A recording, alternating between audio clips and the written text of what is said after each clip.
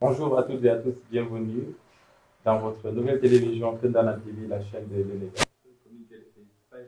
C'est une émission autour des politiciens muy émission bi nga xam ne ñëw faram-fàccee lépp lu soxal actualité suñu actualité dañuy wax politique li gën a yaatu politique li ci gën a fës mooy point yi war a développé dinañ ñëw ci nu mu gën a yaatoo si lii di manifestation F24 bi ñu amal vendredi bi wees foofu ci place de l'Obélisque dinañ ci waxtaan ci ñiy bokkee ci force vive du Sénégal doon amal doxu ñaxtu pour dire non au troisième mandat du président.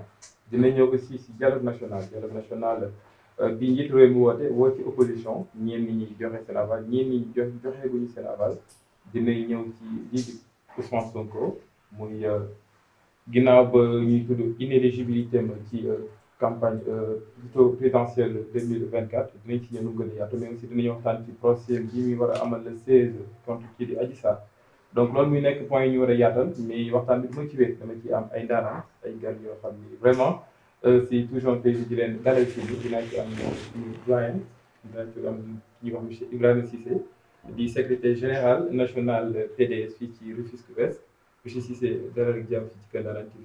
asalaamaaleykum mbokki Ndanane TV maa ngi nuyu ñëpp di nuyu le peuple de Rufisque et du Sénégal et de la diaspora di ñaan yàlla débat bi mu nekk débat bu am solo.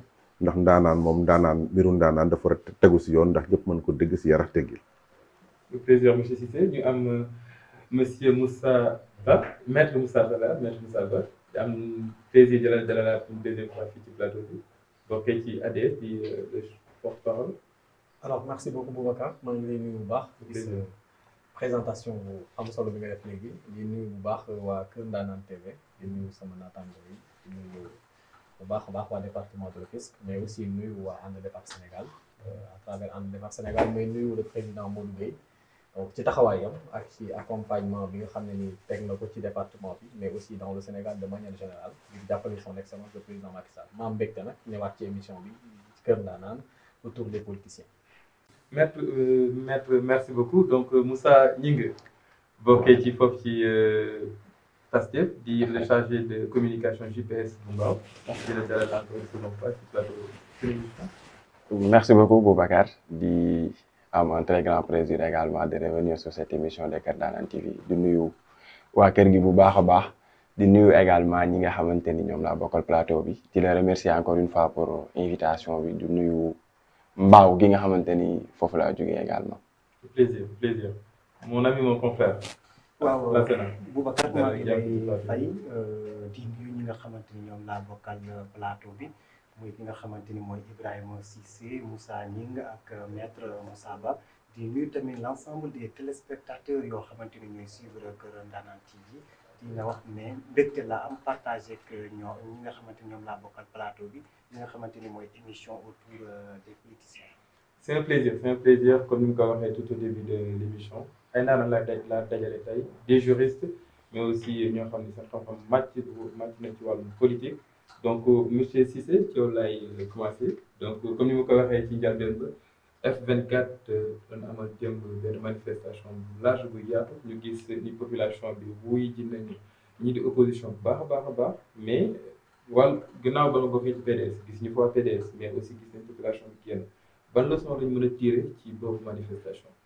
waaw leçon bi ñu si mën a tirer mooy que am na ce qui est positif am na aussi benn partie négatif partie négatif bi mooy que dañu nekk si seen biir dans l'opposition gis nañu ne au plateau il y avait des différends dans l'opposition et actuellement dañu war a mën a bañ a feeñal li nga xamante ne mooy différent dans l'opposition l'intérêt mooy l'opposition doit être unie pour un seul essentiel pour dire non et parer à Macky Sall et ses dérives dans son gouvernement et son gouvernement dérives yi nga xam ne ñu ngi koy jublu dans la démocratie et la justice et l'intégrité même personnelle des personnes et des biens. Voilà, donc ce qui est positif dans cette affaire mooy que la population, que ce soit l'opposition tout entière, PDS et tout le monde, les karimistes et tout le monde, ils sont partis répondre à cet appel. Bien vrai que le PDS n'a pas participé et là j'ai responsabilité boobu yoruma ko ñi ko yor mooy la direction du parti seen communication mais li ma leer mooy am na ay militants yu PDS yi nga xam ne ni dem nañ fa mobiliser wu pour dire non à Macky Sall. mais gis nañ ci loolu di F24 yéen bokk leen ci waa PDS. waaw F24 bokkuñu si parce que nous avons notre raison. Pour quelles sont les raisons? Bon benn bi mooy que ñun Mimi Touré c'est une personne non grata. Voilà ci naka Mimi Touré. waaw mais si naka Mimi Touré tous les sales besognes yi Macky Sall def adressé ko au PDS te il y a des témoignages surtout que Mimi Touré il avait bien vrai que joxoon nañ ko rôle pour mu def liggéey mais liggéeyam da ko def avec acharnement aux frères Karim Wade et au PDS et ça moom mënuñu ko boole te ñun jàpp nañu ne Mimi c'est un taupe dans l'opposition. Parce que xam nañu Macky Sall c'est pratique. D'accord donc fan yu wees ñu dégg ni Mimi si boppam def benn point de presse di xamle ni ñu moo ngi jot ay menaces des insultes ci téléphone am ginnaaw ba mu génnee ni lii di dialogue bi entre l'opposition et parti au pouvoir. PDS. Écoutez, nous sommes dans un pays de droit. Et là même on a des hommes du juristes qui ñu xam ne ay juristes xam ne ñu ngi fi ay avocats ñu ngi toog dans le plateau. S'il sent que dañ ko blessé il n'a qu'à partir. Non mais moom avec kàddu yooyu ñu jot a amal est-ce que kàddu yooyu c'est fondé. xam nga Mimi Touré moi je lui dama ko jàpp rek comme une fabulatrice qui est là pour ses propres intérêts il a des problèmes donc il veut se racheter bu loolu mooy rôle am xam nga quelqu'un qui est capable dem sa ancien jëkkër di koy jéem a yóbbu kaso di koy intimider ba sa doom taxaw ne boo jàppee sama baay ma xaru te muy benn fils unique kooku elle est capable de tout. D'accord donc dinañ ñëw ci en même temps aussi Mimi Touré aussi xaalis bi nga xam ne déclaré ne dugg na ko te président assemblée nationale et ministre des finances ne gisuñu ko donc xaalis boobu la bëgg a rawale na wax loolu moo la ko nii bon divertissement lay def quoi. D'accord donc dinañ gën a ñëw ci lu mu gën a yaatu ci dialogue bi même Moussa démb ñu gis ni Sénégalais ou la majeure partie des Sénégalais dem nañ foofu ci place de l'Obélisque répondre ci F24 ban jàngal nga mën a def en tant que ku bokk ci Pastef. Bon tout d'abord di la remercier ci question je pense qu'elle est actuelle et pertinente dans la mesure où je pense que li ñu gis démb en termes de mobilisation quand même c'est très énorme di féliciter les initiateurs les forces vives du F24 qui ont organisé cette mobilisation mais également di féliciter toutes les parties prenantes di féliciter le peuple sénégalais pour maturité ak engagement bi ñu wane encore une fois man jàngat bi ma ciy def rek mooy que ni le message des Sénégalais est très clair mooy que ni Macky Sall waxuma moi je parle pas de troisième mandat je parle de troisième candidature. L'hypothèse même d'une troisième candidature bu mu ko sax traverser. C'est vrai il y a am na ay actes yu ñuy def ci suuf pour peut-être di yónni ay nitam ñuy wax fu nekk ak peut-être il n'a pas encore le courage de s'affirmer il est encore dans le ni oui ni non mais ce qui est certain mooy le Sénégal a répondu par un non hier par la mobilisation exceptionnelle. dafa am benn recul démocratique bu am ci Sénégal. Ça c'est un fait bien évidemment je pense que ni l'exemple le plus patent mooy aujourd'hui la disqualification de certains hommes politiques Abdoulaye Wade ak loo ko mënoon waxal il fallait lui reconnaître qu'il avait l'élégance de laisser quand même les opposants aller aux élections je rappelle que Idrissa Seck 2006 lañ ko toppoon ci mbir moomu noonu pourtant 2007 participé na ci élection yi juste pour signifier que ni ay querelle politique warul mën a àgg fenn fi ba ci dem sax bañ ciy war a mën a jàpp nit wala di ko intimider di àgg fi ñu àgg nii ci niveau d'acharnement et je pense que ni Sénégal dafa dellu ginnaaw parce que la plupart des personnes qui ont pris la parole hier li ñuy rappeler mooy démb fi ñu taxawoon en 2011 nous on était très jeunes certes mais on s'est battu pour que cette troisième candidature d'Abdoulaye Wade ne puisse pas passer. Aujourd'hui on est revenu en arrière et le pire c'est que c'est avec la personne avec laquelle on combattait li ñu jàppoon que ni c'est anticonstitutionnel aujourd'hui qui essaie peut-être de le faire passer et moi je pense que ni le truc il est clair en termes de recul démocratique le Sénégal a atteint tous les sommets sur tous les plans donc dellu ginnaaw gi Sénégal dellu loolu lu palpable la lu ñuy gis la lu concret la et tey Sénégal am na maturité mën a taxaw pour dire non à Macky Sall ne ko lii nga bëgg def nii du fi jàll. d'accord mais kii di njiitu réew ba léegi génnul waxul ci loolu di troisième mandat donc est-ce que da ngeen di jël juste le train en avant mais kii di njiitu waxagul ba léegi il sera candidat.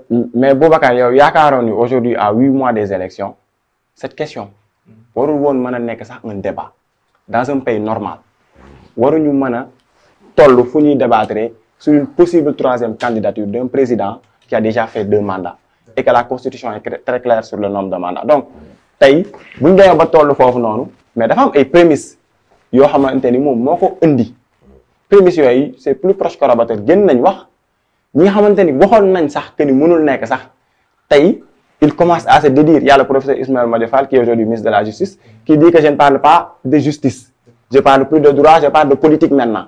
Mais c'est extrêmement grave. Il est professeur de droit quand même. Foofu la Sénégal tollu malheureusement ñeneen ñi chaque jour ñu gis ay membres du camp présidentiel qui sortent pour dire ça wax que ni pour parler entre guillemets d'un deuxième quinquennat. D'accord. C'est une insulte pour moi à l'intelligence des Sénégalais. D'accord maître Moussa Ba donc ginnaaw li nga jot a dégg ñu yëkkati ko fii ci cadre ci troisième mandat ak ci démonstration de force bi nga xam ni opposition bi def nañ ko démb foofu ci place de l'Obélisque. waaw Boubacar merci beaucoup maa ngi bëgg ñëw ci 3 points essentiels. au-delà de la question bi nga posé. dina rebondir un peu ci yenn intervention bi sama naataango yi. En l'occurrence Moussa Gningue ci wax bi nga xam ne donc biral na ko léegi ci ay points yoo xam ne lu ci bëri ànduma ci ak moom. D'accord.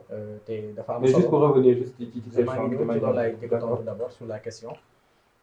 li ma bëggoon apporter comme contribution par rapport à la grande mobilisation d'hier grande mobilisation parce que aussi il faudrait que ñu xam ne nous sommes dans un état de droit dafay garantiral li ñuy wax l'accès des citoyens donc à la justice mais également l'égalité des citoyens tey fi ñu nekk ci Sénégal Sénégalais yëpp gëm nañu démb ci taxawaay bi nga xam ne moom la état du Sénégal taxaw autoriser marche encadré ko ba marche mën a am regroupement mën a am ñu def opposition bi def seen daje wax seen message te bal tàkkul dara débordé wul je pense que loolu dafa wane ni Sénégal état de droit moo fi nekk dafa wane ni Sénégal pays de démocratie la mais également dafa wane ni Sénégal suñu ay forces de l'ordre ñi nga xam ne ñoom ñoo amee li ñuy wax le maintien de l'ordre public dañoo amee li nga xam ne nii mooy professionnalisme bu am solo parce que ci professionnalisme dañu mën a encadrer ñi nga xam ne dañoo jugoon ngir bëgg exercer seen droit bi nga xam ne constitution moom moo leen ko may constitution moom moo may ku bépp sénégalais bu bëggee def regroupement bu bëggee def rassemblement bu bëggee def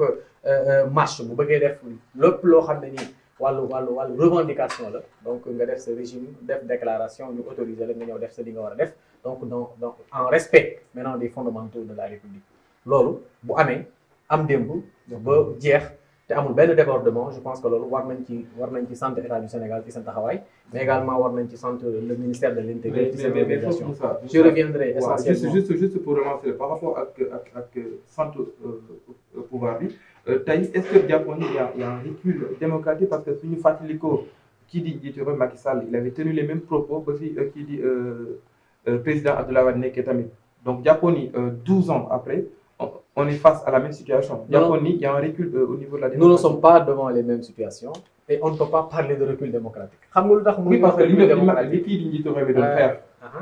tey opposition moom lay xeex. le troisième mandat dinaa ci ñëw xam nga cas yi bokkul.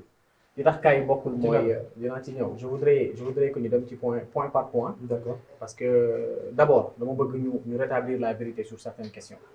parce que bu ñuy wax ni njiitu réew mi Macky Sall dafa instaurer lu ñuy wax recul démocratique ci Sénégal mais loolu amul loolu c'est des aberrations c'est des propos yoo xam ne c'est insoutenable c'est intenable waruñu ko sax wax sénégalais yi xam nga lu tax parce que dañuy bàyyi di bëgg fësal suñu politique ba tax ñuy tenir des propos yoo xam ne ni amul fondement Sénégal ku ko xam-xam ni pays démocratique la Sénégal ku ko xam-xam ne pays bu avancé la ñu bëri foogoon nañu ni démb rassemblement bi su amee Sénégal, les forces de l'ordre de ce pays-là n'ont pas suffisamment le professionnalisme qu'il faut pour encadrer ce beau monde qui était venu se rassembler aux places de la nation.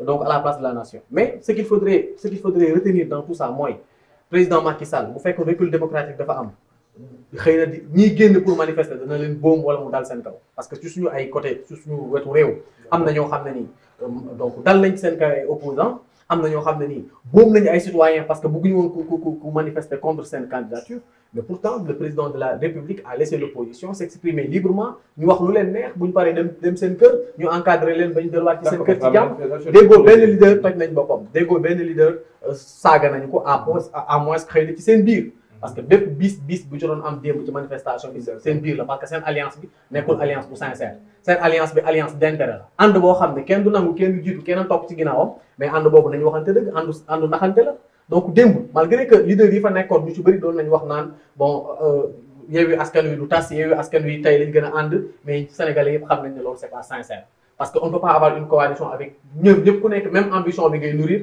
ku nekk yaa ngi yéene sa morom mu faxastalu daanu pour que yow position bi mu bëgg fauteuil bi mu bëgg a toogee nga ñëw toogee fa donc nañu wax Sénégalais la réalité aujourd'hui est que Sénégal amul recul démocratique ça c'est un deuxièmement citoyens yi déposer seeni demande de marche dañ leen ko autoriser bu fekkee ni on peut garantir la stabilité de l'ordre public parce que dafa am loo xam ne moom moo supérieur lépp mooy la stabilité de l'ordre public moom moo supérieur droit de marche la préservation de l'ordre public moom moo supérieur droit de se rassembler donc dès l'instant que l'État a la possibilité d'encadrer une marche wala d'encadrer un rassemblement de telle sorte que du am benn trouble à l'ordre public su boobaa dañ koy autoriser en bonne et due forme donc ba ñi bëgg marche ñi bëgg def seen regroupement recul démocratique amul parce que wax naa ko sànq fa laay daanele ñaari cas yi bokkul li tax ñaari cas yi bokkul mooy le président de la République juridiquement cette question-là nañu wax sénégalais yi que juridiquement le président de la République a le droit de faire acte de candidature. mais juste benn relance kii di président Macky Sall ba mu génnee jamonoy Abdoulaye Wade am ak soxnaam génn sol t-shirt non au troisième mandat. waaw est-ce que jàppoon c'est la même situation. xam nga lu tax c'est pas la même situation je l'ai dit mën naa ko expliquer. non juste parce que tamit soo ma bëggee dugal. xam nga alors que les faits sont là. xam nga y avait une interprétation qui n'était pas claire de la constitution. ci kaawu Abdoulaye Wade le président Abdoulaye Wade bu may delloo njukkal ci taxawaayam ci Sénégal parce que réew mi bépp président bu fi jaar am na lu mu ci def bépp président bu fi jaar am na lu mu def ci réew mi donc ñun loolu ndono la ci ndaw ñi dañ ko war a préserver dañu war a am retenue dañu war a am élégance dañu war a am respect envers ces sommités ces figures yi nga xam ne c'est des figures historiques de ce pays donc président Abdoulaye Wade dañ koy ñaanal gudd fan. d'accord dañ koy ñaanal gudd fan. li tax ma lay wax ni le cas yi bokkul je reviens xam nga aussi dafa am yoo xam ne ni dans l'armature politique wala dans l'arène politique dañ ci war di revenir dañ ko war di ko mettre en exergue parce que on a vu l'avènement de petits politiciens de pépites politiciens yoo xam ne dañu commencé juddu ci biir arène politique bi di waxee nu leen neex di xotti worma kilifa yi di wax di saaga ak di intimider nit ñi ak bëgg gëmloo nit ñi par force seen candidat wala seen leader alors que keneen ku gëm beneen leader wala keneen ku ànd ak beneen leader yaa bon yow baaxoo yow fi nga ànd du foofu il faudrait que ñu assainir l'arène politique il faudrait que ñu jàngalaat ñi nga xam ne c'est des petits politiciens comment le politique doit se comporter comment le politique doit communiquer comment le politique doit parler avec les populations parce que bu fekkee ne da nga bëgg a diriger population yi sooy wax ak ñoom war nga ko def dans le respect war nga ko def dans la mise en exergue des valeurs cardinales yi nga xam ne ni moom moo fondé ce pays là parce que ce pays a une histoire loolu dafa fondamental pour ñu koy rappeler ñi nga xam ne ni mooy parti yi di door a juddu wala politiciens yi di door a juddu nekk ci opposition di saaga ak li tax président Macky Sall ak président Abdoulaye Wade seen ñaari cas bokkul il s'est posé un problème d'interprétation de la constitution concernant la troisième candidature du président Abdoulaye Wade et sur cette question la doctrine était divisée sur cette question les professeurs de droit étaient divisés sur cette question il y avait benn ombrigrio boo xam ne ni on a même fait appel à des experts internationaux pour bëgg rek ñu wax ci ñu leeral ndax candidature Abdoulaye Wade amoon na sens wala mënoon na jàll c'était légitime wala c'était pas légitime c'était légal wala c'était illégal et sur cette question le conseil constitutionnel s'était prononcé et il y a ce qu'on appelle la jurisprudence Macky Sall li may tuddee jurisprudence Macky Sall mooy gën sur cette troisième candidature du président de la République Macky Sall li nga xam ne ni moom mooy le deuxième quinquennat parce que la durée de la constitution a été définie et déterminée par l'article 27 de la constitution dans son alinéa premier qui dit que la durée du mandat du président de la République est de 5 ans 5 ans boobu moom lañ wax ni nul ne peut exercer plus de 2 mandats consécutifs 2 mandats consécutifs c'est la durée du mandat de 5 ans wax naa ko ba tey ce débat-là est dépassé donc juridiquement le président Macky Sall a le droit de faire acte de candidature am na troisième droit candidature am na droit jël ay dossiers dem conseil constitutionnel ne man citoyen sénégalais là j'ai plus de 35 ans je veux être élu encore réélu président de la République du Sénégal lii mooy sama acte de candidature su ko defee le conseil constitutionnel apprécié ndax loolu c'est en conformité avec la constitution ou pas su dee ay ca ñu ànd ak moom dem campagne et aussi je le dis d'accord ma wax la benn révélation fa lay daanelee Boubacar révélation bi laa lay wax président Macky Sall su demee déposer sa candidature conseil constitutionnel su ko conseil constitutionnel validé doo fa gis benn opposant bu taxaw ci mbedd bi naan day casse wala day manifester ñoom ñëpp dañuy daw topp yi exemple bi leen président Macky Sall jàngaloon en 2012 mooy conseil constitutionnel c'est la plus haute institution constitutionnelle wax na li muy wax. dañu dem waxtaanee ak Sénégalais te ñoom ñëpp loolu lañ dem def. d'accord dinañ ci ñëw tout à l'heure nu mu gën a yaatu Lassana dégg nga li fi jot gars yi di wax ci nu mu gën a yaatu donc ban résumé nga ñëw defal en tant que journaliste. waaw résumé bu ma ci mën a def rek mooy lu ñeel comme rencontre de bi ngay wax manifestation bi. mu nekk manifestation boo xamante ni Sénégalais ñu bëri ñu ngi ko doon xaar képp koo xamante ni yaa ngi suivre politique ni muy doxee biir Sénégal da ngay xam ne rassemblement bu am dëmb yoon la askan bi dem wuyu ji parce que li nga xamante ni mooy coalition Yewwi Askan Wi ku ne gis na foule boo xamante ni moom la doon nekk di drainer bu ñuy waaj a élection locale ak élection législative comme F24 bu ñëwee ëmb kuréel boobu noonu ak li nga xamante ni mooy société civile kon bu ñu ñëwee ñoo dajalee mbooloo boobu noonu pour man c'est normal te nit ñi ñu ngi doon nekk di xaar mais wax nga léegi ki nga xamante ni mooy Ibrahima Cissé nga ne waa PDS même bu nekkee xale yi dem nañ mais mag yi demuñ mais mag yi mënuñ dem selon man sama gis-gis mooy parce que tey PDS bokkuñu ci dafa cautionné woon li nga xamante ni mooy troisième candidature Abdoulaye Wade tey bu reculer ñëw di wax ne Macky Sall mënu def troisième mandat troisième candidature comme waa ji Pastef bi ñu koy waxee pour man day nekk loo xamante ni du méngoo ak li nga xamante ni moo nekkoon seen i position bu 2012 man je pense que loolu moo tax PDS bokkut ci li nga xamante ni mooy F24 moo tax ñi nga xamante ni ñooy mag yi ñoom nag nangu ñuy dem ci li nga xamante ni mooy rencontre mais comme nee na xale yi dem nañ te xale yi kenn mënu leen contrôler parce que lu gars yi di wax xale yi nekkut vent bi moo leen yóbbaale te bu nekkee xale yi dem nañ te seen mag yi demuñ est-ce que kon mënuñ poser question que est-ce que kon PDS seen leader yi yéen a ngi contrôler li nga xamante ni mooy seen base mooy seen xale yi est-ce que seen xale yooyu jamono jii demuñ dugg ci li nga xamante ni mooy seen mag yi que muñ ko mooy que xeex troisième mandat bokk ci li nga xamante ni mooy société civile bi soit position ba lañ ñu taxawee soit ñu emporter leen ñu dugg ci yeneen parti politique. D'accord. Je peux? Oui, vas-y. Voilà, tout d'abord je vais vous rectifier parce que la communication dafa nekk lu doy waar. J'ai pas dit que ne xale yi dem nañ. J'ai dit la direction du parti décidé wuñu pour dem. Man personnellement j'étais là-bas. Je suis responsable. J'ai vu des responsables, de hauts responsables de PDS qui étaient là-bas dans la foule, massivement. Donc ça soit clair.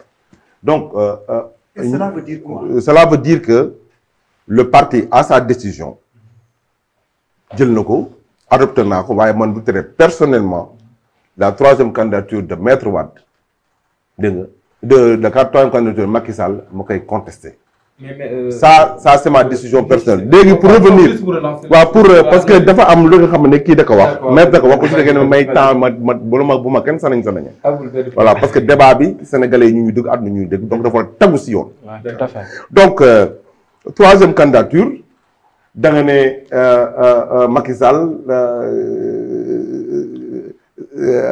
bokkul non avec Abdoulaye Wade bokkul parce que bële Abdoulaye Wade c'était 7 ans. ñu wàññi ko def ko 5 ans mais bii Macky Sall dafa organiser référendum wax ne ñaari kabar la boo sëlmalee jeex na nul ne peut exercer plus de 2 mandats consécutifs ça c'est clair dafa leer donc bu ñu kenn gëmloo ay 7 ans la woon bii non référendum bi moom mi créé mbir bi loi sax boo koy créé ki créé loi bi xalaatam ngay jël soo ko doxal donc moom dana nul ne peut exercer plus de 2 mandats consécutifs mandat nag présidentiel que ce soit 7 ans que ce soit 5 ans mandat la loolu dama bëgg mu leer donc pour dire aussi la justice sur 2 niveaux moo am Sénégal kuy jigle set da ngay sangu ba pare tey jii l'état de droit est bafoué.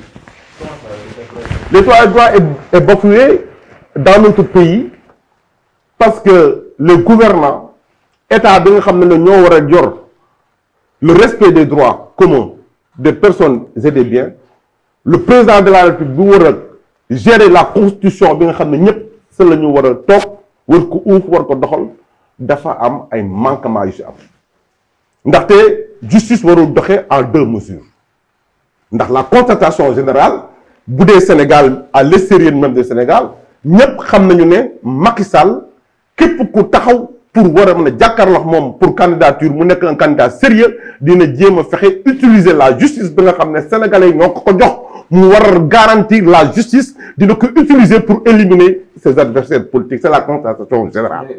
mais ma tuuti ma ñëw rek parce que li may wax. juste pour ñu bañ a tamit. non dafa wax lu am lu doy waar. D'accord, vas-y. tey jii bu ko defee Karim Wade ñu agressé ko si biir kaso bi génn ko par force exilé ko def ko Khalifa Sall li nga xamante ne ni li Khalifa Sall doon doxal prédécesseurs yi yëpp tous les maires moo lañ doon doxal ñu jël si Khalifa Sall bàyyi yeneen maires yi tey jii avec Sonko ñu accusé ko si viol ñëpp xam nañ ne viol amul leneen nag c'est sa vie privée tey ñu jël c'est la nga xamante ne ni dégg nga mooy fausse accusation foo gisee si àdduna fausse accusation ñuy éliminer un candidat dans le monde c'est le Sénégal seulement la am te loolu c'est une honte pour la démocratie et la justice sénégalaise yi nga tey xale yi buñ leen waxee waaw góor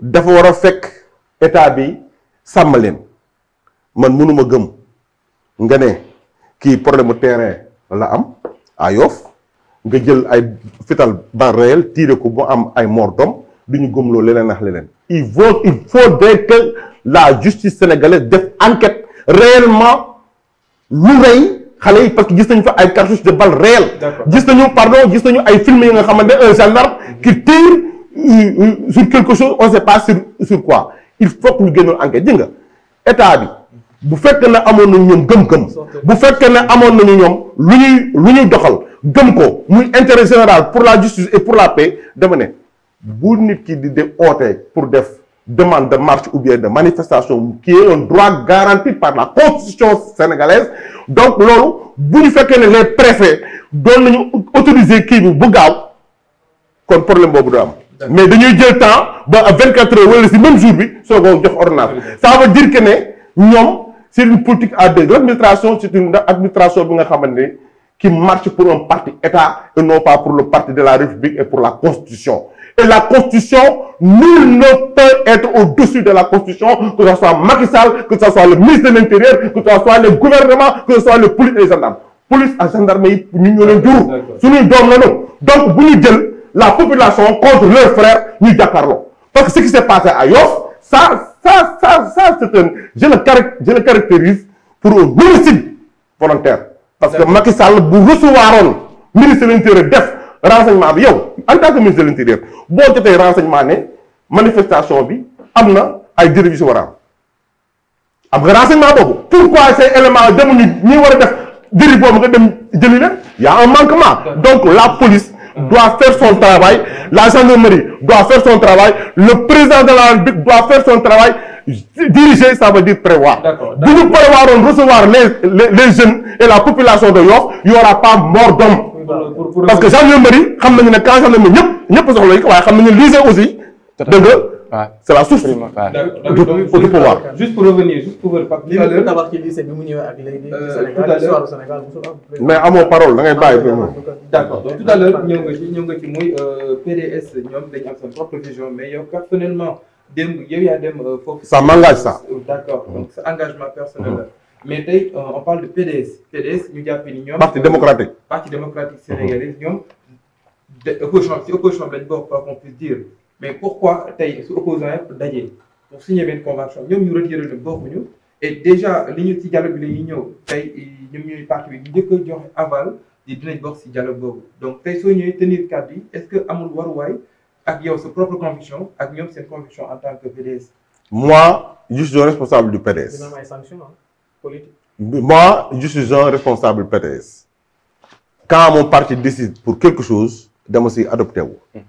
Mais l'appel qui a été fait, position PDS, beaucoup. Est-ce que PDS a été convié sur cette marche, oui ou non? C'est la question qu'on doit se poser. Je ne pense pas oui. Si c'était oui, pour le 3e mandat, le PDS allait s'engager. Que ce soit clair. Donc, dans l'opposition, il y a une communication qui nous jouer. Mais dans le caractère pour beaucoup, parce que Mimi Touré, on a les raisons, je ne vais pas y revenir. Ouais. C'est clair. D'accord. Donc, Moussa, tu as le dialogue du président Ouattara, opposition, l'idée est-ce que leader à part Barthélémy Diaz, mais à part moi, l'idée est-ce que est-ce que du parti visiblement mais au fond comme ni bon Boubacar, je pense que tu me permettras juste quelques minutes. D'accord. Préciser par rapport à ce que Moussa a dit. Je pense que comme j'ai l'habitude de le dire, il ne suffit pas juste d'avoir le verbe, de savoir bien communiquer, pour peut-être être dans une émission de télévision pour voir le nerf après nous la ci bàyyi. Je pense que la femme loo xamante ni dafa sacré. Il a parlé de féliciter le président de la République ou encore le ministre de l'Intérieur pour la marche d'hier. C'est scandaleux, xam nga lu tax parce que dans un état démocratique dama lay rappeler que ni marche d'autorisation. Moom moo gëm autorisation. On informe pour une marche. D'accord. Je n'ai jamais parlé d'autorisation. Si, vous l'avez parlé. Si, Moussa. Non, vas-y. Tu l'as parlé devant. Bon, on autorisation, je me suis revenu. J'ai parlé d'autorisation. L'autorisation qu'on doit adresser. Et je rappelle que pour qu'une marche soit refusée, soit interdite, il faut 2 raisons. Moi, trouble à l'ordre public, madame risque de trouble à l'ordre public, benen bi moy manque d'effectifs. Ñaata yoon dañ fi gis des manifestations de l'opposition yu ñuy interdire. Nous jël exemple de démb pour wax que ni on est dans un état démocratique. Sénégal, le fait que ni dëkk bi li fi xew ci acharnement ki yëpp chaque jour sénégalais yi gis ko lolu man duma ci nekk sax di débattre, c'est un constat général comme diko père waxé. Lu sénégalais yëpp gis la. Benen bi moy il a parlé de la candidature de Macky Sall. Wax ñaari hypothèse bu Abdoulaye Wade bokk. Effectivement bokk. Je vais revenir d'abord sur la candidature d'Abdoulaye Wade en 2012 qui était contesté. Mais lan moo taxoon mu indi ay diversion ci biir expert yi yëngu ci droit mooy que ni je rappelle qu'en 2001 il y a eu une constitution. C'est cette constitution déjà qui est toujours... Non, non. Donc, Moussa, et c'est la constitution de 2001. Moussa, j'ai eu quand même la courtoisie de te laisser terminer. Malgré les... Je voulais faire une précision de que c'est toujours... Non, Moussa, Moussa, je suis sincère. Non, Moussa. Est-ce que vous êtes d'accord? Moussa, la constitution de 2001. C'est toujours cette constitution qui est applicable. Quand vous aurez la parole, vous allez parler de ça. Vous n'avez pas la parole. Êtes-vous d'accord sur ça? Moussa. La question alors. Moussa, je pense que ni lolu quand même c'est vous qui essayez de faire l'amalgame sur la tête des Sénégalais. Xalé bu ndaw bi sooro judd sax xam droit, xam na ni on est toujours sur le régime de la constitution de 2001. Ça c'est un fait. Nekuma fofu, moi je vais au-delà de ça. Laisse-moi terminer s'il te plaît. J'ai eu la délicatesse de te laisser mooy lu tax bu Abdoulaye Wade bokkul mooy Abdoulaye Wade constitution bi ko fal du constitution 2001 mu fal ko 7 ans le fait que 2001 mu am constitution loolu moo indi diversion parce que avec Diouf conseil constitutionnel li mu wax na ne constitution bi ab fal Abdoulaye Wade mooy constitution 2001 mënuñu jël mandat boobu boole ko ci mandat bi loolu moo waral mu indi ay weroo ci expert juriste yi moo tax ñuy wax 3e candidature en 2012 parce que dañ ne constitution 2001 bi li muy jël en compte mooy le mandat de 5 ans comprendre nga donc mandat boobu noonu foofu la ñuy commencé di compter loolu moo indi amalgame en 2012 bii fi ñu nekk nii je rappelle qu'il n'y a pas eu de nouvelle constitution effectivement comme ni ko Moussa doon ko jéem il y a eu des réformes en 2016 et je rappelle que les réformes ne concernent pas la réforme ne concerne pas le nombre de mandats Moussa. Ça, tu n'as pas précisé. La réforme concerne la durée du mandat. Madame, durer 5-7 ans, ñëw 5 ans. Et Père Sang dafa rappeler lu intéressant mooy que ni bu ñuy proposer une loi il y a ce qu'on appelle l'esprit et la lettre. L'esprit mooy que ni ñun ñëpp gis nañ que le président Macky Sall a crié partout que ni problème yi troisième candidature Abdoulaye Wade indi woon en 2012 dañ il faut ñu régler ko. Pour ñu régler ko il faut que ñu vérifier la constitution wax fu nekk wax ñaari raaka la ànd ak ay ministres ils ont parlé de ça partout moom lañ def campagne pour référendum 2016 ñu wax ko fu ne. Aujourd'hui on vient me dire que ni non le président Macky Sall a droit à un second quinquennat. Ça c'est l'esprit. Je vais revenir sur la lettre. Moussa a fait une erreur monumentale en droit. Dañuy wax que ni il ne faut pas distinguer là où la loi ne distingue pas. La loi dit que la durée du mandat du président de la République, l'article 27, il dit que la durée du mandat de la République est de 5 ans, renouvelable une seule fois. Nul ne peut faire plus de 2 mandats consécutifs. La loi ne dit pas nul ne peut faire un mandat de 5 ans ou encore un mandat de 7 ans. La loi parle de mandat. Mandat, moi, mandat, le peuple du jour pour méditer. Si le mandat de 2012 à 2019 n'est pas un mandat, c'est scandaleux parce que le plus président Macky Sall Moussa Djel comme décision, le plus tu Moussa def, nous lui insinué moi que c'est nul et non avenu. Et ça c'est grave. C'est très grave. Donc, vous voyez que la loi est très claire et que Nangam Sangam a réglé, c'est du grand n'importe quoi. Honnêtement, je suis sincèrement désolé Moussa, mais nous même dit texte de droit, c'est malheureux pour un spécialiste de droit, pour un juriste, évoquer cette question avec évoquer ça fait forcément mal au cœur. Je suis sincèrement désolé. Donc, je vais terminer sur le moi. La Constitution elle est très claire. La Constitution, nul c'est un pronom impersonnel. De le nul nga remplacer par Macky Sall. Boo ko tekkee ci olof mooy que ni kenn mënut a def lu weesu ñaari mandat yu toppante. Macky Sall mënta def lu weesu ñaari mandat yu toppante boo ko donc c'est clair quoi. Pour moi cette question elle est réglée par la loi. Et je t'ai entendu parler également du conseil constitutionnel. Mais juste pour terminer foofu dégg naa ko muy wax ci Macky Sall bu demee conseil constitutionnel parce que conseil constitutionnel moo yor kii bi gën a kawe ci wàllu droit. En 2019 Macky Sall dafa demoon ci conseil constitutionnel. 2019 Macky Sall dafa demoon conseil constitutionnel non. Si dafa déposé non. Sur sa candidature en 2019 xam nga lu tax. C'était clair. C'était clair. Macky Sall pouvait prétendre à un second mandat. Oui, parce que exactement. Mais pour cette fois-ci, quand même, à un moment, nous sommes Sénégalais quoi.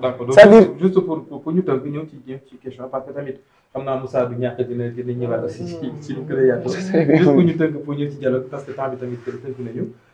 Pour revenir un peu sur dialogue bi comme la question que j'ai posée tout à l'heure. Est-ce que dans le fond lii di Yewwi Askan Wi dañu wane tout va bien dans ci forme bi mais ci fond bi est-ce que amul dissolution entre lii di surtout Taxawu ak lii di Pastef. Bon pour moi d'abord je vais parler du dialogue. Le dialogue n'existe pas encore. Mais qui est président. Intention là. Intention là. D'accord. waxaguñu ba léegi nii su lu ñuy dialoguer. Parce que il n'y a pas encore eu de terme de référence. Non. Non, moi j'ai lu le communiqué du PDS. Très bien. J'ai lu le communiqué du PDS. Le PDS n'a pas dit qu'il va aller au dialogue. dañ ne. dinañ demee sous condition. waaw maanaam dañ ne duñu bañ. dem si dialogue bi bu conditions yi leeree. loolu la waa PDS wax donc waxuñu ko ni dañuy dem si dialogue bi. Pour revenir si dialogue bi, il n'y a pas encore eu de dialogue, il n'y a pas de terme de référence. Et je pense que moi je représente Pastef ici aujourd'hui. Notre position sur le dialogue il est très claire. Nous n'allons pas dialoguer avec Macky Sall parce que Macky Sall est à 8 mois de son mandat. Nous allons dialoguer avec moi. Texte yi li ñu wax na ko appliquer loolu ñu remettre dëkk bi si yoon ñu jàpp tëj leen suñu jaaduwul ñu bàyyi leen ñu ñibbi seen kër parce que ay dañoo am njaboot. Mais qui est président su demee woote parce que jàmm la bëgg ci dëkk bi est-ce que tamit du laaj tamit yéen ngeen toog. xeetu jàmm jooju. C'est très important. Je rappelle que il y a eu Macky Sall était signataire des Assises nationales de 2008. Sous le régime de Macky Sall, il y a eu 3 dialogues. Qu'est-ce que ça a réglé? Beaucoup de questions. Après, tu vas me répondre, il n'y a pas de souci, je suis preneur. Qu'est-ce que ça a réglé? Donc, ñun buñ demee ba tollu fii Macky Sall jàpp ñii di tëj ba mu neex ko ñi mënu leen doo leen bokk ñi mu def lu ko neex ne day ñëwaat day dialoguer parce que éventuellement peut-être que ni jàpp na que ni mën nañ négocier sur une probable 3e candidature mooy que ni si li ñu nekk lu leen neex la ñu nekk mais man comme li ma la wax la posture de Pastef est très claire concernant ce dialogue. La posture de la majorité des membres de la coalition Yewwi Askan Wi aussi est très claire sur le dialogue. D'accord, mais qui posture de la majorité ñu gis kii di Barthélémy Dias ak kii di seen leader Ousmane Sonko. tey ñu coow am seen biir. ànd bi rafetoon mais tey gis nañu ànd bi rafetul parce que kii su waxee jox kii su wax jox kii mu commencé ñaaw. Bon, moi je suis quelqu'un de très positif, donc je vais retenir le positif. Le positif, moi. Non, mais en fait, les faits sont là. Parce que Barthélémy Dias vient de communiquer.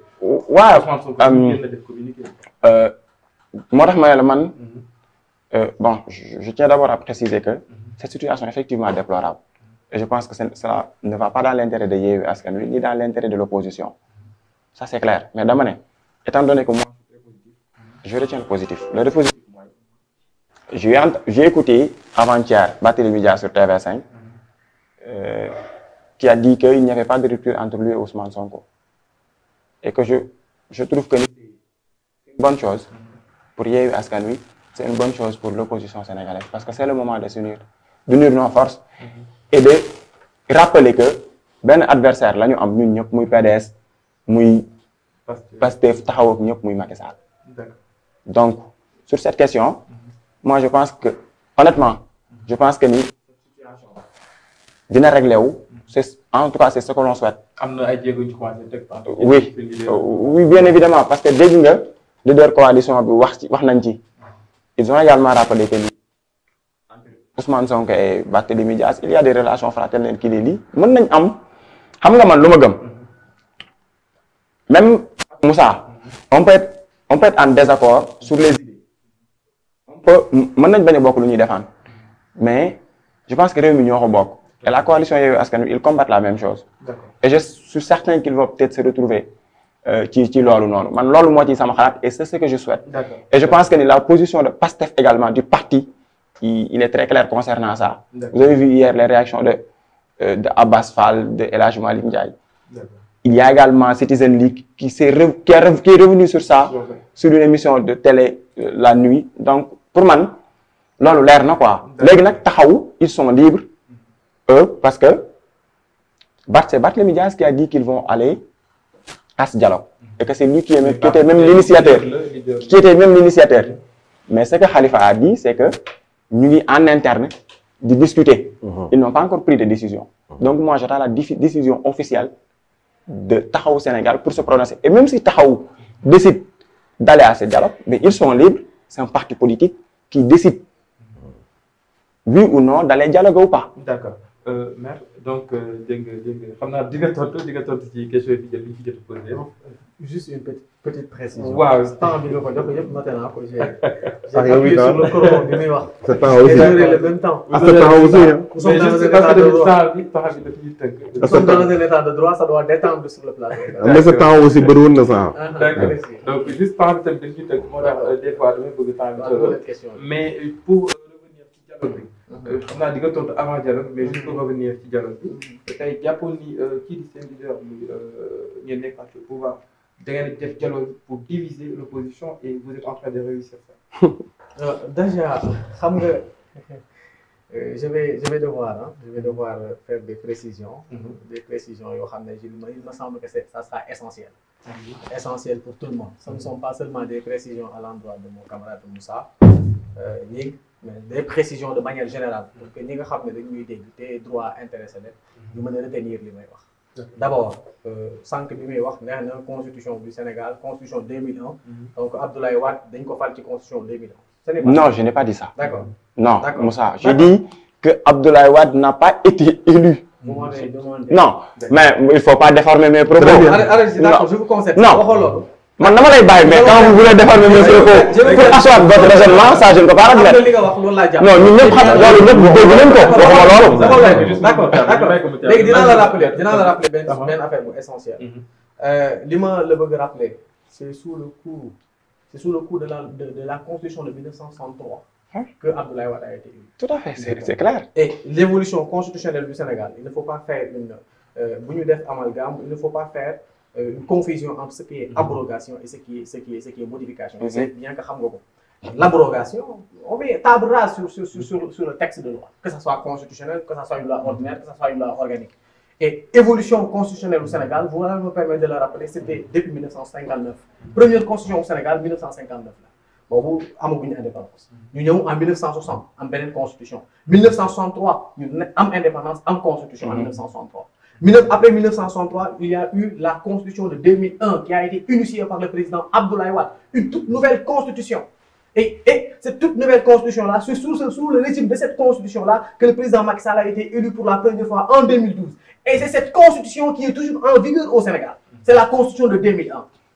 C'est malgré cette constitution, je vous en prie, parce que li may wax ay rappel la c'est intéressant.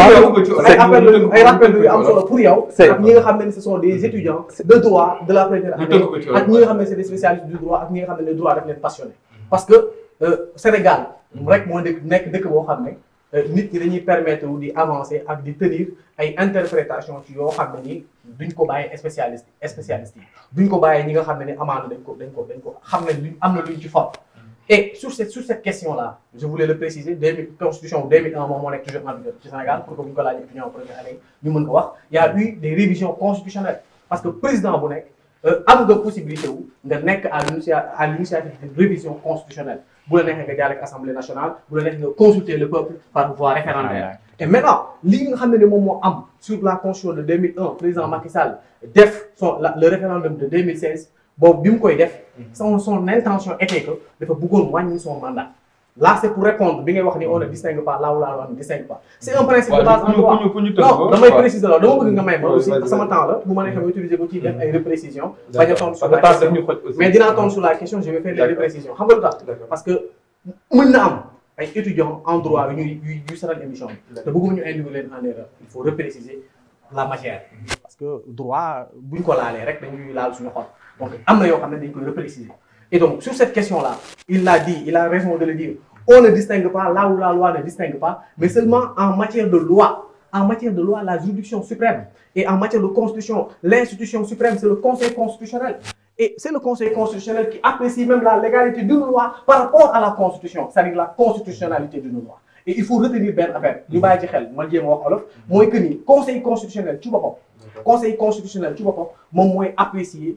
Loi moom moo koy interpréter bu fekkee dañoo jàpp ni loi bi leerul donc on ne distingue pas là où la loi ne distingue pas soo ko waxee ici c'est pas du tout applicable xam nga lu tax il faut distinguer parce que c'est le Conseil constitutionnel qui a déjà distingué dans le cadre de l'interprétation de la notion de mandat depuis 2016 parce que président Macky Sall bi ñu validé le référendum de 2016 mu ne dafay wàññi mandat wam mu am ay questions dafa demander un avis au Conseil constitutionnel ñi leen dama bëgg wàññi sama mandat wu 7 ans bi nga xam ne dañu ko xooloon depuis 2012 sous l'emprise de la Constitution de 2001 qui n'avait pas été modifiée avant 2016. Conseil constitutionnel ni ko mandat bii nga xam ne dañ la ko fal mënoo koo wàññi parce que le mandat de 7 ans est hors de portée de la réforme constitutionnelle de 2016. Comme c'est le Conseil constitutionnel qui a distingué ici. Non, distinguer de mos. On ne doit pas distinguer là où la loi ne distingue pas. Mais ici, le Conseil constitutionnel a distingué le mandat sur la notion de durée. Parce que vous faites un mandat, le Conseil constitutionnel, le président Macky Sall, vous avez c'est le 1 an. Parce que mandat. Mais le Conseil constitutionnel, vous mandat du mandat. Parce que mandat dafa am notion de durée. Moi, première émission de la notion de mandat et la notion de durée, nous ne pouvons pas détacher. C'est indétachable. C'est deux choses qui ça va de pair. Quand on parle de mandat, c'est la durée qui fixe la connotation du mandat, c'est la durée qui donne de la valeur au mandat. Parce que vous m'avez dit, si je m'appelle maire, c'est éternel, mais il faut cantonner dans une durée. C'est la durée qui permet d'apprécier le contenu du mandat. Donc, notion de mandat et notion de durée, il faut forcément le distinguer. Raison pour laquelle le Conseil constitutionnel, depuis 2016, nous avons une décision. une décision bien parce que réglé woon nañ cette question là c'était pas un avis mais c'était une décision du conseil constitutionnel parce que boo jàngee la loi organique sur le conseil constitutionnel da nga xam ne décision yi conseil constitutionnel di joxe du ay avis mais c'est des décisions qui ont l'autorité de la chose jugée kenn mënu ko remettre en cause kenn mënu ci def pourvoi en appel kenn mënu ko attaquer par les voies de recours ordinaires kenn mënu ko attaquer par les voies de recours extraordinaires. Ça veut dire que son décision la joxe wax ni le mandat de 7 ans est hors de portée et intangible kenn mënu ko wàññi kenn mënu ko yokk. C'est aussi loolu dañ koy jàngale en droit en première année mooy le principe de la non rétroactivité de la loi. Je précise ça après nga jox keneen kàddu je précise ça après nga jox keneen kàddu gi mais c'est important de le préciser. parce que dama bëgg ñuy wax sénégalais yi dëgg. dama bëgg ñu wax sénégalais yi am bu ñu bëgg nax sénégalais yi ba génn loo leen xeex loo leen ci erreur dama bëgg sénégalais yi bu fekkee dañoo bëgg génn xeex contre la candidature du président Macky Sall ñu def ko tout en sachant que juridiquement le président de la République a le droit de faire acte de candidature. dama bëgg bu ko sénégalais yi xamee ba pare jël décision ne dañ koy xeex su boobaa yaa xayti amul problème mais damay bañ ñu wax leen ne constitution bi mayu ko mu déposer alors que il a bel et bien le droit d'aller déposer xam nga lu tax mënuñoo wax ni mandat la loolu c'est une erreur de le dire. Il y a une distinction nette entre la durée ak le mandat et c'est cette durée-là qui fait que conseil constitutionnel bi mu waxee ni le mandat est intangible ne président Macky Sall mënoo wàññi sa mandat loolu moo tax président Macky Sall en tant que républicain en tant que démocrate en tant que quelqu'un bi nga xam ne nii il a été à la bonne école il a été à l'école républicaine il a accepté parce que dafa waat ni il est le gardien de la constitution mais également il est le représentant de la stabilité et du bon fonctionnement de toutes les institutions de ce pays-là. Donc de ce point de vue-là il faudrait que ñu comprendre benn affaire mandat de 7 ans ak mandat de 5 ans du mandat la. Il faudrait lire également il y a le principe de la non rétroactivité de la loi wax naa ko sànq mooy que ni loi dafay régir li nekk ci kanamam mais du régir lu nekk ci ginnaaw c'est ça le principe même s'il y a des exceptions par rapport aux lois d'interprétation aux lois donc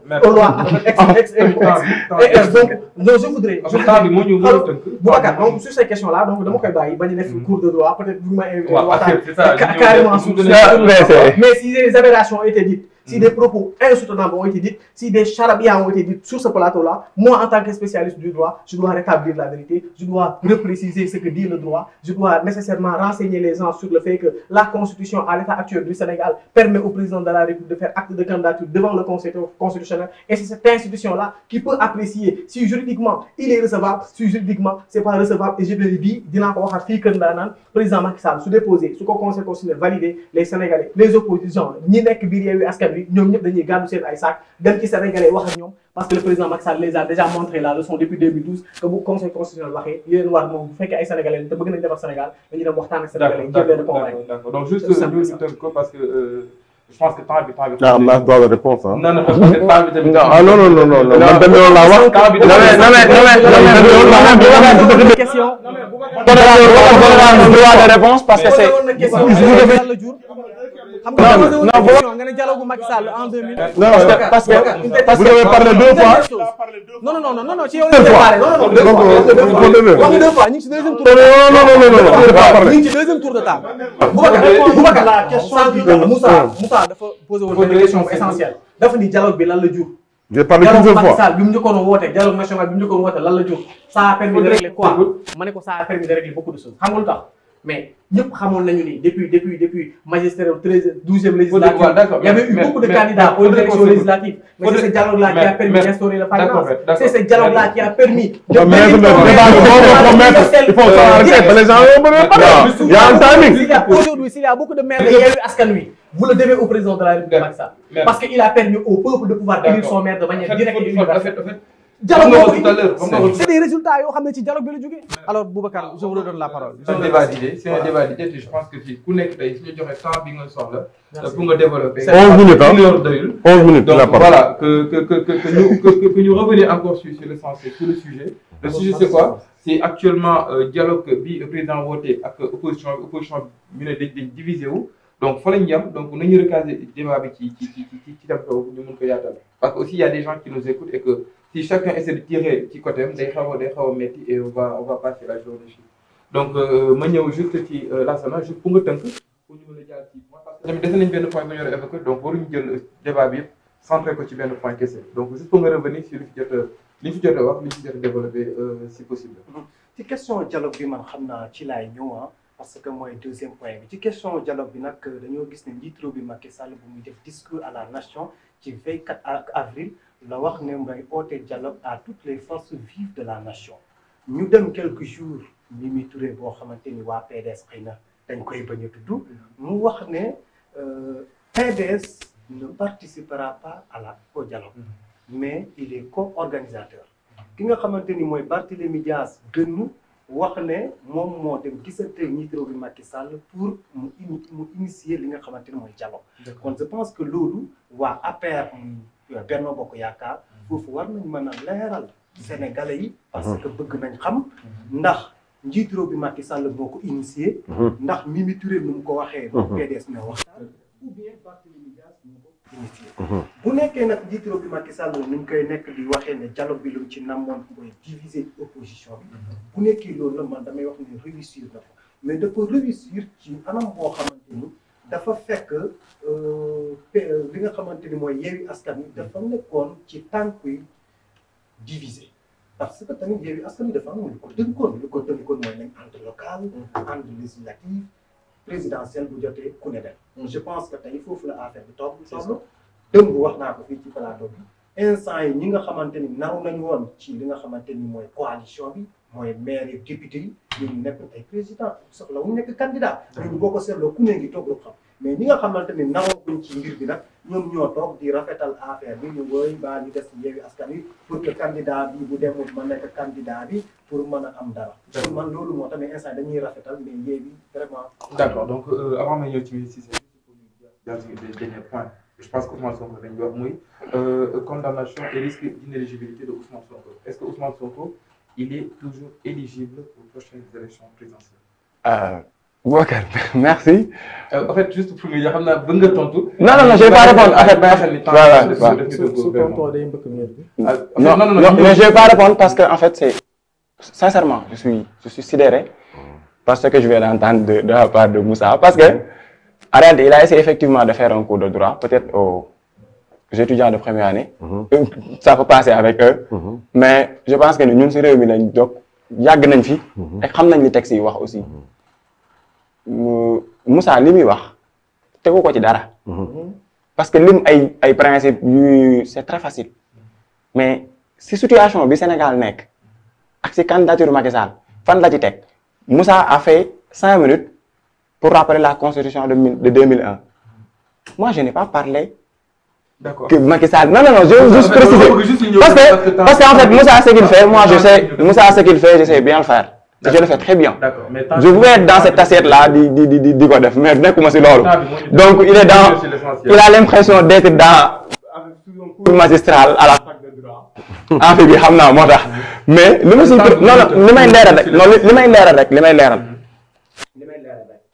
moi ici, nous sommes ci référendum 2016. Je rappelle que le Conseil constitutionnel n'a pas statué sur le mandat.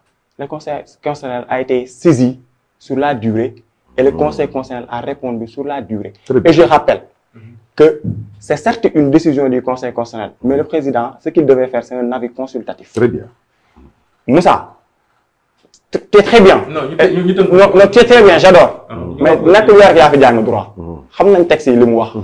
Balen bi, c'est sur le dialogue. Mais c'est scandaleux quand Moussa dit qu'en termes d'avancée sur le dialogue, il y a le parrainage. Le parrainage, c'est l'un des plus gros scandales démocratiques que le Sénégal ait jamais connu. Non. En fait, non, c'est malheureux. On filtre. Il y a un point essentiel.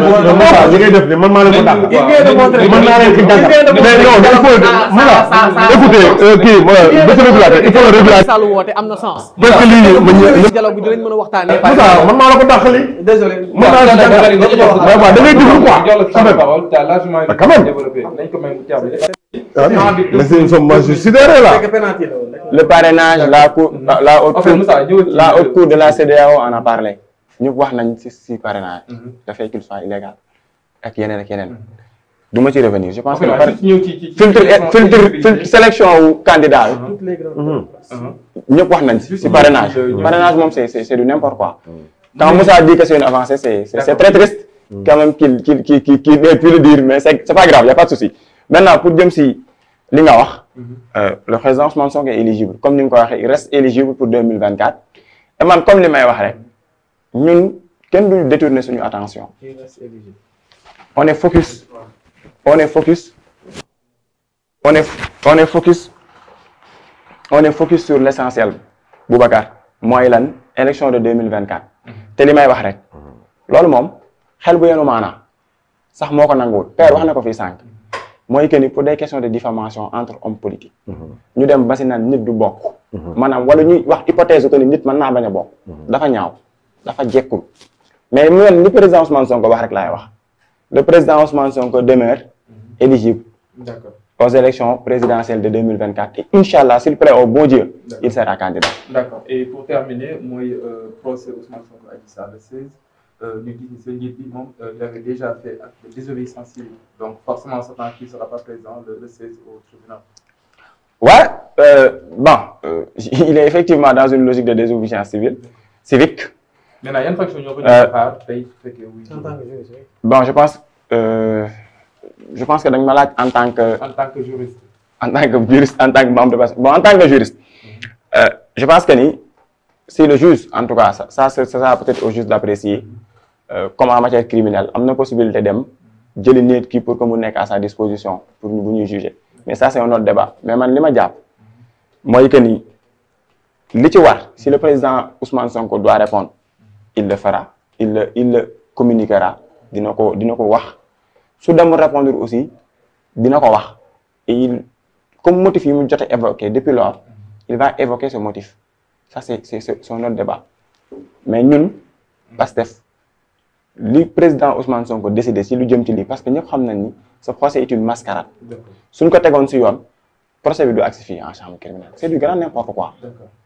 Parce que, en réalité, sur quoi le procureur, si le dessin de coup, ou le juge d'instruction, c'est le dessin de coup pour un procès en chambre criminelle. C'est uniquement sur les propos de Adji Sarr. Mais dans cette affaire, tout discute Ousmane Sonko, tout. Donc, c'est logique c'est une logique de faire condamner un adversaire sérieux. Si l'on l'a nous aussi on a notre logique, moi que nous on n'accepterait pas que le président Ousmane Sonko puisse quand même servir de sacrifice pour ce régime-là. Ça c'est très clair. Juste, voilà. Donc je pense que tant que nous, la région le temps du dire, donc juste pour le temps qui déjà si Ousmane Sonko éligibilité ci prochaine élection mais aussi procès bi wara am jàkkaarloo kii di Adji Sarr que je fais juste pour ñu tënk ko ci voilà donc ñun ñëpp ñaar wax nañu 3 fois man maa ngi soog a jël sama fois voilà d'accord mais aussi il faut que je réponds voilà d'accord temps bi aussi yaa ngi wàññi temps bi jox ma parole baa ma yeggal donc pour dire que je vais vous répondre rapidement d'ailleurs pour dire que le président de la République mooy personne morale du pays. Il a un devoir de stabilité. Il a un devoir de garantir la stabilité et la paix sociale. Tout à fait. Donc, moi, je le demande solennellement, nous me devons demander le Conseil constitutionnel s'il a droit à déposer l'amendement constitutionnel Tonduko, ne demander officiellement le Conseil constitutionnel de am droit à déposer mandat. Comme ça, le peuple sénégalais est édifié. Autre chose aussi, il ne faut pas que le Conseil constitutionnel, je m'adresse à vous. Macky Sall moo leen fal waaye c'est le peuple sénégalais moo leen di fay. Donc nag na ngeen xam la part des choses, vous êtes là pour la République et non pas pour le président parti État. Donc na ngeen trancher ce qui est droit, la sagesse bu ñuy seet si yéen na ngeen ko doxal. Pour dire que ne nag au dialogue ñun waa PDS dialogue moo taxoon ñu alternance am Sénégal parce que bi ñu gisee que population jeunesse bi topp na maître Abdoulaye Wade le soppi et le soppi te amuñu âge voté Abdoulaye Wade dafa oote dialogue ànd ak seex état bi premier dialogue bu njëkk a am mooy parti contribution avec Senghor deuxième dialogue bi amaat bi indi alternance au Sénégal ñu régir 21 ans yi doon voté ñu wàcce ko 18 ans def benn code électoral bi nga xam ne démocratique. ba nit ñi ni ñu doon defee fraude yi ñu doon defee yëpp ñu paare ko isoloir et autres pour ne citer que cela. pour alternance am. loolu nag Macky Sall amul droit di ko changer. loolu moo tax aujourd'hui bu ñu demee ba gis ne y a des dérives administratives juridiques on a le devoir oote dialogue parce que Sénégal c'est un pays de dialogue discuter si ça aurait été moi Sonko un conseil bi xam ne dama koy jox day dem dialogue ñu jéem a xool fichier électoral bi nu ñu koy defee ba primo votant yëpp mën a jot seen carte parce que ce qui est sûr les primo votants yi nga xam ne ñu ngi inscrire nekk pour l'opposition man maa la waxal fii y aura une dérive qui se prépare pour l'État mu wóor ne nit dina inscrire te ne ñu génn kartam ndar te du gis kartam te loolu aussi il doit pas parler à ça c'est pas la constitution loolu baaxul ci réew loolu day tas réew yaa ngi dégg pour dire que ne légitimité Macky Sall moom naka jàpp ne que dialogue bu ñu demee si dialogue bi na génne les termes de référence Macky Sall tout ce qu'il joue on le connaît parce que c'est un petit politicien. Macky Sall qui utilise l'État pour manipuler l'opposition pour torturer l'opposition pour fermer le coin pour éliminer l'opposition donc bu génnee terme de référence bi dinañ ko wax au plateau du dialogue tu n'as pas droit à ça. D'accord maintenant question à troisième candidature donc loolu dafa war a leer. waaw Ousmane Sonko loolu moom éligibilité am je me ne c'est de mascarade politique. loolu moom képp kuy citoyen du monde waxuma Sénégal mettre na loolu voilà donc nag Macky Sall doit revenir à la raison et la raison mooy Karim Wade nekk na cible mën na ko dans le 2019 mu éliminer voilà Khalifa Sall mën na nekk cible mën na ko mu éliminer Sonko mën na nekk cible mu éliminer waaye bii moom bëgg bay bëri bañ bëri Karim Wade dina taxaw ñëw ñu jëli pouvoir bi te pouvoir bi nag ni ñu koy jëlee mooy sur les cartes électorales parce que il y a si biir cartographie électeurs yi il y a des électeurs dormants. D'accord bi nga xamante ni dañu nelaw di xaar. di nga pour dire rek na Abdoulaye Wade bu mu demee élection yi passé 15 heures. Abdoulaye Wade dafa jóg voté rek nga gis pour yëpp jóg voté. yaa ngi campagne. waaw pour wax ne Macky Sall la respecté mbir bi nag. parce que réew moomu dañu ko dégg. D'accord maître ñu tënk ko ci quelques mots pour dire maître aussi li nga def di sànq ni c'est man ñaawlu naa ko waaw parce que ñëw ci biir plateau nekk say biir nawle en tant que juriste ngi si loolu lii ñëpp mën nañ ko mais nag c'est le camp présidentiel qui sont comme ça nii ngeen mel nee na mënul tontu parce que am na trois bu tontoo moom tontu keneen tontu donc da ngay tëj kii tëj mu di yéex danaa bi loolu la waaw parce que du am quatre paroles ñu am deux trois mënul nekk. Juste pour donner en quelques mots, éligibilité Sonko. Est-ce que Sonko est toujours éligible aux prochaines élections, oui ou non?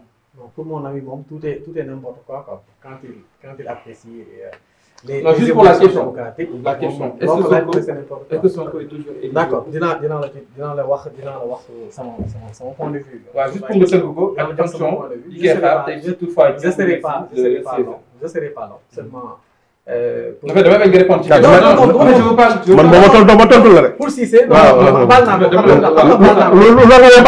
ko parce que aujourd'hui waaye le pose question Cissé n'est pas important c'est le débat qui est important li peuple sénégalais di xaar moo am important et l'importance mooy yéen seen jëm bopp am le droit à troisième mandat vous devez dire au peuple sénégalais pour jàmm am rey bañ a am Macky Sall dit que ne il n'est plus candidat organiser bonne élection ñu dem loolu mooy sa wax. c'est bon mën naa wax voilà. d'accord merci li ma bëgg a préciser mooy le PDS ne doit pas charrier le président Macky Sall au contraire parce que seen candidat bi ñuy wax ni mooy seen candidat à l'état actuel fii ñu toll nii il n'est pas éligible il n'est pas électeur. pour mu éligible wala mu nekk électeur pour mu figurer dans le fichier électoral il va falloir que ñu amnistier ko parce que il est sous le coup d'une condamnation boo xam ne ni daf ko enlever ay droits civiques am mënul nekk. mais je vous dis le L29 le L29 moom moo dindi Karim Wade L30 moo ko dugal Karim Wade. kenn mënul fexe amul institution Sénégal bu mënul tere Abdoulaye Karim Wade nekk candidat L29 moom moo ko tere pour mu nekk candidat L30 moo ko dugal mu nekk candidat c'est un faux débat c'est un débat de fossoyeur politique et juridique yéen seen man-man loolu la yéen waa pouvoir il faut arrêter de dire des sottises juridiques di ko gëmloo peuple bi Karim Wade L29 moom moo ko tere mu doon candidat depuis 2021 le recevoir ses droits juridiques bu mën teg dama lay ñaan mais tax ma ko saaga bu bu la tuddee ñun yëpp nañ ko def c'est pour te montrer que nit ku ne mën na def leneen voilà bu ñuy départ da nga ni dañ ko def un débat d'idées mais c'est sûr mais yow tu bëgg utiliser avec le grand débat grand oral góoma loolu noonu non dama góoma la yow góoma la parce que du ma la déggee laa la ñàkk jëm yow boo mënee temps en tant que juriste nga ne Karim Wade mënul nekk candidat yow ça veut dire que ne war nga jàngaat baasin mu mën a si biir vous connaissez bien l'interprétation du li tere woon Karim Wade nekk candidat c'est le L29 et le L30 bu ma ko dugal 5 ans yi mën na. Vous ne pouvez pas m'empêcher de. non parce que mënoo toog éternellement pour bañ a nekk candidat. mënoo toog éternellement pour bañ a nekk candidat. 5 ans yi passé na depuis 2021. loolu gën ñun on n'a pas besoin de daan dem aussi. allez si naka Macky Sall def si poosam am ministre de la justice. voilà PDS wax na ko. On n'a pas besoin de ça. Nous, on a besoin de nous développer. Non, mais ce n'est plus important. C'est très important. Yow, en tant que homme de droit, boo demee taxaw fi état bi di def di utiliser n'importe quoi. li nga bëgg a wax lan la li nga bëgg a wax mooy li nga xamante ne je pense que vous êtes li nga bëgg a wax mooy ci yoon ci biir mais de durée d'éligibilité c'est combien? En tant qu'avocat c'est 5 ans. ma ne man kenn envoyé son bopp. nekk leen loo pas envoyé. dama ne yow en tant que homme de droit boo taxawee ne Karim Wade mënul amul droit nekk candidat en tant que homme de droit. nga xam ne Karim Wade L29 boo ko duggee L30 boo ko duggee pas amnistié, il ne peut pas être. C'est pas vrai. C'est pas vrai. Vous dites faux. Je dis que c'est pas vrai. Vous dites faux. D'accord. Voilà. Li ma bëggoon voilà. C'est pas vrai. Vous dites faux. C'est pas vrai, vous dites faux. Qui est en train de faire. C'est pas vrai, vous dites faux. C'est pas vrai. Je dis que en tant qu'homme de droit, de droit, c'est pas normal.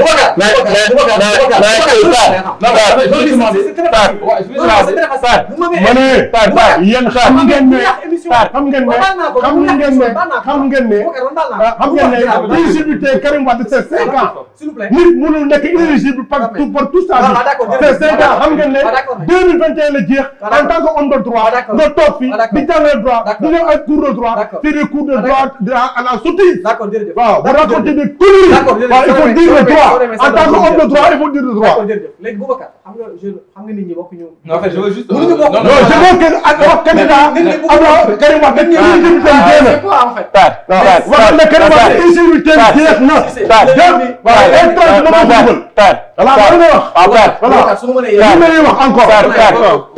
vraiment triste pour le pouvoir.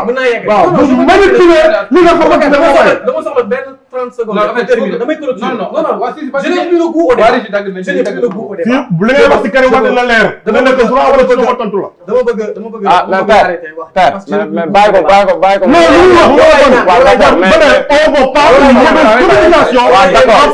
wax d'accord père loolu dëgg la mais d'accord mais bàyyi ko. mu terminer raisonnement am. Régie, comme on parle pas de Karim Wade ici devant moi sur le fauteuil juridique. waaw léegi. waaw d'accord mais père certainement dina revenir effectivement sur la durée de son inéligibilité. Il va certainement revenir sur la durée de son inéligibilité mais comme ni nga ko waxee. mënul inéligible éternellement. ma ne L29. moom moo ko dindi éligible 30 moo ko dugal. Amis téléspectateurs, je pense que c'est l'essentiel de l'actualité gis ngeen point que jot a évoqué et merci maître retour bi pertinent donc je pense que on va mettre fin au débat parce que temps bi xoj nañu Moussa ce dernier mot ak le tàggatoo bi ñuy jawlu. Bon di la remercier d'abord pour invitation bi di remercier Kër Ndanane TV di leen encourager aussi ci liggéey bi ce n'est pas très évident mais quand même. ñu ngi ci góorgóorlu et ñu aussi de l'autre côté ñu ngi supporter quoi et ñu ngi leen di féliciter ci liggéey bu rafet bi ñuy def on suit et macha allah yàlla na yàlla yokk ko di également remercier ñëpp ñi nga xamante ni ils ont pris la peine quand même de suivre cette émission di remercier ñi ma bokkal plateau bi yëpp di remercier section Pastef bu Mbao ak commune bu Mbao bi ma jógee yëpp di wax asalaamaaleykum wa d'accord rahmatulah. c'est un plaisir monsieur Cissé merci ci déplacement sa dernier mot ak ñi ñuy teewlu. waaw maa ngi sant Ndanane TV di wax ne maa ngi ñaan yàlla jàmm ci Sénégal ndaxte ci biir jàmm la ñu mën a organiser des élections pacifiques républicaines et démocratiques loolu moo tax j'appelle le président de la République j'appelle l'opposition pour l'essentiel c'est de faire respecter et valoir le droit ba loolu moo tax Sénégal ci waxtaan pencoo lañ ko war a mën a defee ñu xool li nga xamante ne nii mooy liy yàq-yàq rëq-rëqee ñu defar ko pour wax ne nag su ma fi toogee tey parce que dama am coloration politique muy le PDS ma leen di sant di leen gërëm di gërëm population bi di leen wax ne kat Karim Wade sama candidat L29 moom moo ko génnoon léegi L30 dugal na ko il sera bel et bien candidat bu fekkee ne état bi nag ñoom dañu bëgg créer beneen loi bi nga xamante ne nii dégg nga pour nëtëxal Sénégal yi on dira non. On fera face. D'accord maître ce dernier mot le tàggatoo. Boubacar merci beaucoup maa ngi remercier waa Kër Ndanane ci seen professionnalisme. waxoon naa ko la dernière fois bi ma fi ñëwee lii c'est un chef-d'œuvre parce que ay jeunes yu engagés investir dans le domaine de la communication ba nekk leader aujourd'hui dans le Sénégal ci communication numérique dañ leen ci remercier fierté wu département de Rufisque ngeen mais aussi fierté wu Sénégal ngeen ma lay remercier aussi ci sa dal ak la pertinence des débats parce que vous savez bien organiser un débat loolu dama la ciy féliciter di remercier sama naataango yi donc Moussa bu Pastef c'est un plaisir de faire sa connaissance ci xam-xam bi ak tey bi ak dal bi de la même manière aussi le journaliste donc ci synthèse yi am solo yi mu def parce que un débat day am synthèse su ko defee nit ñi koy seetaan mën ci am luñ ci jàngat mën a am luñ ci jëlee donc may remercier bu baax waa Diamniadio bi nga xam ne foofu laa jógee di remercier waa ànd defar Sénégal remercier son excellence le président de la République ci appel au dialogue bi mu def ci di ñaan Sénégal am dal di ñaan Sénégal am jàmm di invité opposition bi ñu xam ne Sénégal ñëpp ñoo bokk ndey ñoo bokk bàyyi ñooy ànd di naan ataaya ñooy ànd di demante ay génte ak ay cérémonie donc ñu xam ne ñëpp benn lañ au-delà des ambitions c'est normal que ku nekk am ambition pour diriger ce pays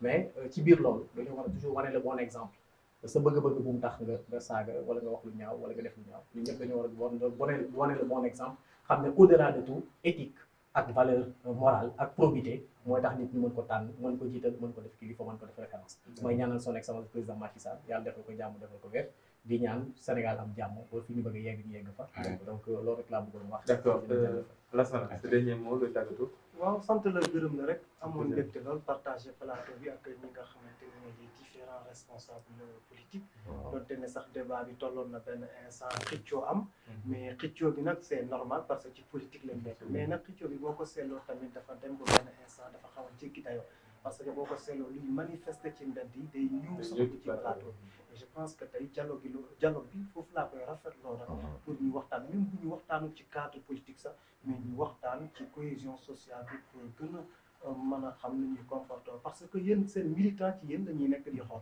tey kii bu yëkkatee dënnam kii yëkkati dënnam militant yi tamit ci suuf ñoom it noonu la ñuy comporter je pense que kon tamit war ngeen mën di wane benn exemple pour que ñi nga xamante ni ñooy seen i militant di lay sant di lay gërëm ci li nga xamante ni nag mooy émission bi di sant di gërëm ñi nga xamante ni nag mooy technicien bi. D'accord c'est toujours un plaisir de vous recevoir sur le plateau yéen ñiy teewlu aussi di leen sant di leen gërëm et aussi vous dire que peu importe coloration politique bi ñu am on reste toujours des Sénégalais tey ci waxtaan ci la jàmm ci waxtaan ci la lépp xaj donc di leen jox dig daje semaine prochaine avec d'autres invités et d'ici là restez couchés sur nos différentes plateformes merci.